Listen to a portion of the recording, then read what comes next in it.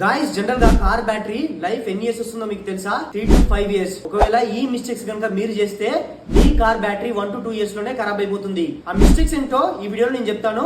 So వెంటనే వీడియోని save చేసుకుని మీ ఫ్రెండ్స్ కి షేర్ చేయండి. Welcome to 30 days 30 car tip series part 5. ఈ సిరీస్ కనుక మీరు ఫాలో అయితే మీ కార్ లో వచ్చే చిన్న చిన్న ఇష్యూస్ మీరే రిజాల్వ్ చేసుకోవచ్చు.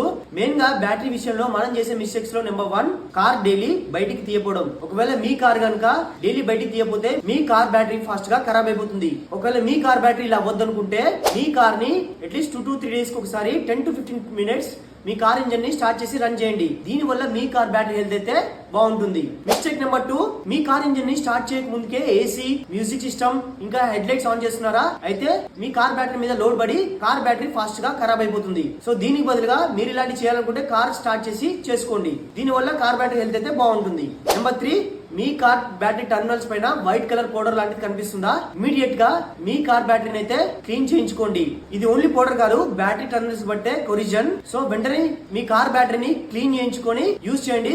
సో దట్ మనకి బ్యాటరీ పర్ఫార్మెన్స్ అయితే పెరుగుతుంది. మిస్టేక్ నెంబర్ 4, మీ కార్ హెడ్ ల్యాంప్స్ డిమ్ గా వస్తున్నాయా? మీ హారన్ కరెక్ట్ గా రావట్లేదా? కార్ స్టార్ట్ అవ్వడానికి టైం తీసుకుంటుందా?